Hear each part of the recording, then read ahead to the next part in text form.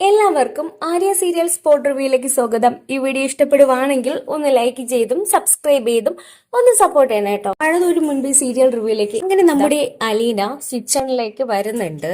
ഈ സമയം തന്നെ പൗലോസേട്ടൻ ചോദിക്കുവാണ് അലീനയോട്, മോളെ എന്തെങ്കിലും ആവശ്യമുണ്ടോ എന്ന്. ഈ സമയം അലീന പറയുവാണ്, ഒരാവശ്യമില്ല എന്ന് പറയുവാണേ.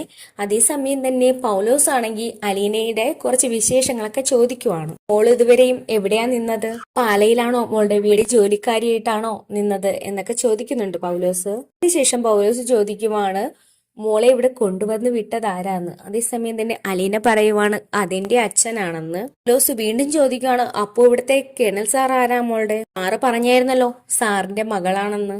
സമയത്ത് അലീന ഒരു ചിരി ചിരിച്ചിട്ട് പറയുവാണ്, കൊണ്ടുവന്ന് വിട്ടത് എന്റെ അച്ഛൻ ബാലചന്ദ്രനാണ്, ഇവിടെയുള്ളത് എന്റെ പപ്പയാണെന്ന് പറയുവാണേ. ആ സമയത്ത് പൗലോസിനാണെങ്കിൽ ഒന്നും തന്നെ മനസ്സിലാകുന്നില്ല. മനസ്സിലാകാതെ അങ്ങനെ നിൽക്കുവാണ്. പപ്പയോ അത് അച്ഛനോ എന്നൊക്കെ ഒന്നും മനസ്സിലാകാത്ത രീതിയിൽ സംസാരിക്കുവാണേ. പൗലോസ് ഇങ്ങനെ പറയുന്നത് കേൾക്കുമ്പോ അലീന ഒരു ചിരിയൊക്കെ ചിരിച്ചിട്ട് അങ്ങോട്ടേക്ക് പോകുന്നുണ്ട്. കുട്ടി എന്തൊക്കെയാ ഈ പറയുന്നേ എന്നൊക്കെ ആലോചിച്ചുകൊണ്ട് അവിടെ നിൽക്കുവാണ് പൗലോസ്. അതിനുശേഷം അലീന ഓരോ റൂമുകളായിട്ട് പോയി നോക്കുന്നുണ്ട്. അങ്ങനെ ഒരു റൂമിലോട്ട് പോയിട്ട് ആ റൂം തുറന്ന് നോക്കുമ്പോ റൂമിനകത്തിരുന്ന് സ്റ്റാൻലി കള്ളു കുടിക്കുവാണ്. കാഴ്ച കാണുമ്പോ തന്നെ അലീന വല്ലാതായി പോകുവാണേ. ഒരിക്കലും സ്റ്റാൻലിയും വിചാരിച്ചിരുന്നില്ല അലീന ആ റൂമിലേക്ക് കയറി വരുമെന്ന്. സ്റ്റാൻലി അവിടെ ഇരുന്ന് മദ്യപിക്കുന്നത് കണ്ട് അലീന വാതിലടയ്ക്കുക. അതേസമയം തന്നെ സ്റ്റാൻലി അവിടെ ഇരുന്നിട്ട് ആന്റപ്പ ആന്റപ്പ എന്ന് വിളിക്കുവാണേ. ആരാ അലീനയെ ഇങ്ങോട്ടേക്ക് കൂട്ടിക്കൊണ്ടു വന്നത് കേൾക്കുമ്പോ ആന്റപ്പൻ ഇങ്ങനെ ആലോചിച്ച് നിൽക്കുവാണേ. അതേസമയം തന്നെ ആന്റപ്പൻ പറയുവാണ്, അത് ആ പാലായിക്കാരൻ. അതേസമയം നിന്നെ സ്റ്റാൻലി ബ്ലഡി ഫുൾ എന്നൊക്കെ വിളിച്ചിട്ട് ചീത്ത പറയുവാണ്. ഞാൻ ചോദിച്ചതേ പാലായിൽ നിന്ന് അലീനയെ ഇങ്ങോട്ട് കൂട്ടിക്കൊണ്ടു വന്ന കാര്യമല്ല, ഇവിടെ എന്റെ മുറിയിലേക്ക് ആരാ അവളെ കൂട്ടിക്കൊണ്ട് വന്നത് എന്നാ ചോദിച്ചേ. ഞാൻ തന്നോടല്ലേ പറഞ്ഞത് അലീനെ എല്ലാ മുറികൾ കൊണ്ട് കാണിക്കാനും ഗാർഡനൊക്കെ കൊണ്ടുവന്ന് കാണിക്കാനും. പിന്നെ എന്തിനാ താൻ ഈ മുറിയിലോട്ട് കൊണ്ടുവന്ന് കാണിച്ചത്? സമയം ആന്റപ്പൻ പറയുവാൻ, ഞാൻ ഇവിടെ കൊണ്ടുവന്ന് കാണിച്ചില്ല, ഞാൻ പുറത്തേക്കേ കൊണ്ടുപോയി കാണിച്ചത്. അതിനുശേഷം ഞാൻ പുറത്തേക്ക് പോയിരുന്നു. ആ കുഞ്ഞ് ആ സമയം എന്റെ അടുത്ത് പറഞ്ഞു, ബാക്കിയുള്ളതെല്ലാം ഞാൻ പതിയെ നോക്കി കണ്ടോളാമെന്ന്. അങ്ങനെ പറഞ്ഞതുകൊണ്ട് ഞാൻ വീണ്ടും പുറത്തേക്ക് പോയി. അതുകൊണ്ടായിരിക്കും അലീന ഇങ്ങോട്ടേക്ക് കയറി വന്നത്. താൻ കണ്ടില്ലായിരുന്നോ? എന്റെ മുറിയിലേക്ക് എന്റെ പെർമിഷൻ ഇല്ലാതെ ആരും വരുന്നത് എനിക്ക് ഇഷ്ടമില്ല എന്ന കാര്യം തനിക്ക് അറിയാവുന്നതല്ലേ? ഇതെനിക്കറിയാം. പിന്നെ എന്തിനാ അലീന വന്നത്? അങ്ങനെ വിട്ടുകളയാൻ പറ്റത്തില്ല. അങ്ങനെ തോറ്റു കൊടുത്തു കഴിഞ്ഞാൽ ആ കുട്ടി വീണ്ടും ഇത് തന്നെ. സ്റ്റാൻലി കുറച്ച് ദേഷ്യത്തോടെ തന്നെ അത് പറയുന്നുണ്ടായിരുന്നു. സമയം തന്നെ ആന്റപ്പൻ പറയും, സാർ ആരുടെ മുന്നിലും തോറ്റു കൊടുക്കേണ്ട ആവശ്യമില്ല.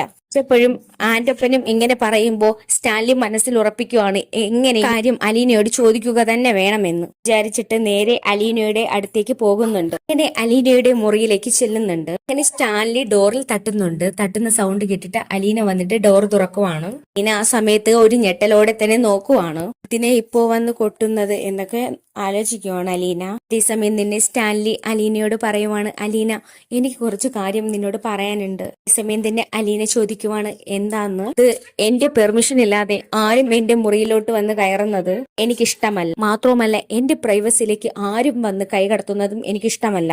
സമയത്ത് അലീന ഒന്നും തന്നെ മിണ്ടാതെ നിൽക്കുവാണ്. അലീന എന്റെ മുറിയിലേക്ക് വന്നു കയറിയത് എനിക്ക് ഒട്ടും തന്നെ ഇഷ്ടപ്പെട്ടില്ല. അതുകൊണ്ട് തന്നെ ഇനി ഇങ്ങനത്തെ കാര്യങ്ങളൊന്നും ആവർത്തിക്കരുത്. സമയം തന്നെ അലീന തലയാട്ടുവാണ്. ഇവിടെ ജീവിക്കണമെങ്കിൽ കുറച്ച് ചട്ടങ്ങളും നിയമങ്ങളും ഉണ്ട്. അതൊക്കെ പാലിച്ച് വേണം ഇവിടെ ജീവിക്കാൻ പറ്റത്തുള്ളൂ എന്ന് സ്റ്റാൻലി പറയുവാണ്. ഇന്നാൾ അലീന എങ്ങനെയാണോ ജീവിച്ചത് അതുപോലെയല്ല ഇനിയുള്ള ജീവിതം. കേണൽ സാബിന്റെ മകളായിട്ട് തന്നെ ജീവിക്കണം എന്നൊക്കെ പറയുവാണ്. സ്റ്റാൻലി അലീനയ്ക്ക് മുന്നറിയിപ്പുകളെല്ലാം കൊടുക്കുവാണ്. സമയം തന്നെ അലീന അങ്ങനെ വിഷമിച്ച് നിൽക്കുവാണ്. ഒക്കെ പറഞ്ഞിട്ട് സ്റ്റാൻലി അങ്ങോട്ടേക്ക് പോകുവാണ്. അലീന ഈ കാര്യങ്ങളൊക്കെ കേട്ടിട്ട് വിഷമിച്ച് അങ്ങനെ നിൽക്കുവാണ്. സ്റ്റാൻലി വന്ന് ഇങ്ങനെ സംസാരിച്ചപ്പോ അലീനയ്ക്ക് ഭയങ്കരമായിട്ട് വിഷമം തോന്നുവാണ്. ഈ സമയം തന്നെ അലീന തന്റെ ബാലചന്ദ്രൻ അച്ഛനെ കുറിച്ച് ആലോചിക്കുവാണ്. എന്റെ അച്ഛൻ ഒരു കാര്യത്തിനും തന്നോട് കുറ്റം പറയുകയോ വഴക്ക് പറയുകയോ ചെയ്തിട്ടില്ല. ബാലചന്ദ്രന്റെ മുറിയിലേക്ക് പോകുന്നതും എനിക്ക് ബാലചന്ദ്രന്റെ മുറിയിലെ മന്ദിരത്തെ കുറിച്ചും എല്ലാം നമ്മുടെ അലീന ആലോചിക്കുവാണ് ആ സമയത്ത്. ഈ സമയം നെടുമ്പുരയ്ക്കലാണ് കാണിക്കുന്നത്. വിജയാണെങ്കിൽ കട്ട കലിപ്പിൽ തന്നെ നിൽക്കുവാണ്. രാത്രിയായിട്ടും നമ്മുടെ ബാലചന്ദ്രനെ കാണുന്നില്ല. ഇനെ കൊണ്ടാക്കാൻ പോകുന്നു എന്ന പേരും പറഞ്ഞ് ഇനി അവർ രണ്ടുപേരും വേറെ എങ്ങോട്ടെങ്കിലും പോയി കാണൂ.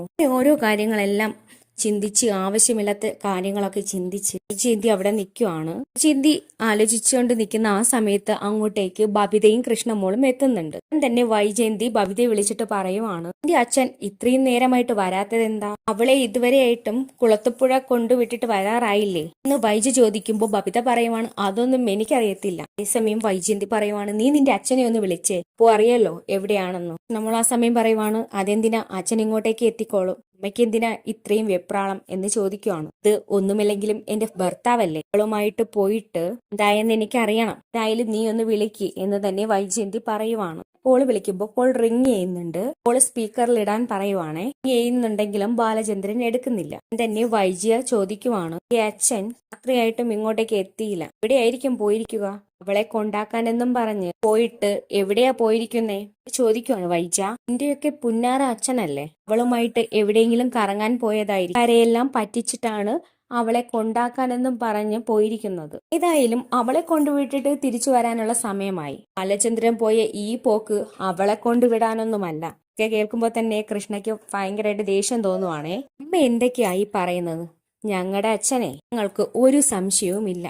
അതേസമയം വൈജ ദേഷ്യത്തോടെ തന്നെ ചോദിക്കുവാണ്, പിന്നെ നിങ്ങൾക്ക് ആരെയാ സംശയം, എന്നെയാണോ? അതേസമയം കൃഷ്ണമോള് പറയുവാണ്, നിങ്ങളുടെ അച്ഛനെ ഞങ്ങൾക്ക് അത്രമേൽ വിശ്വാസമാണ്, പക്ഷെ അമ്മയെ അത്ര വിശ്വാസമില്ല. ഈ സമയം തന്നെ വൈജി ചോദിക്കുവാണ്, അതെന്താടി നീ അങ്ങനെ പറഞ്ഞത്? ഈ സമയം കൃഷ്ണമോള് പറയുവാണ്, അമ്മ ഇനി എന്തൊക്കെ വെച്ചിട്ടുണ്ടാകും, ഇതൊന്നും ചൂഴ്ന്നെടുക്കാൻ പറ്റത്തില്ലല്ലോ, കണ്ണൊന്നുമല്ലല്ലോ മാന്തി നോക്കാൻ, എന്തൊക്കെ മറച്ചു വെച്ചിട്ടുണ്ടെന്ന് ആർക്കറിയാം എന്ന് പറഞ്ഞ് കൃഷിക്കിട്ടൊരു കൊട്ടു കൊടുക്കുവാണ്. കൃഷ്ണമോളുടെ ഈ വാക്കുകൾ കേൾക്കുമ്പോൾ തന്നെ വൈജയന്തിക്ക് വല്ലാതാകുന്നുണ്ട്. അതേസമയം വൈജയന്തി ആലോചിക്കുവാണ്, ഇനി അലീന എങ്ങാനും എല്ലാ കാര്യങ്ങളും കൃഷ്ണമോളോട് പറഞ്ഞു കാണുമോ എന്നൊരു സംശയം പെട്ടെന്ന് തോന്നുവാണ് വൈജയന്തിക്ക്. ആ സമയം വൈജയന്തിയുടെ വാ പെട്ടെന്ന് അടഞ്ഞു പോകുവാണ്. വൈജയാണെങ്കിൽ ബാലചന്ദ്രനെതിരെയാണ് മക്കളെ തിരിക്കുന്നത്. പക്ഷെ മക്കളാരും തന്നെ നമ്മുടെ ബാലചന്ദ്രനെ കൊടുക്കുന്നില്ല.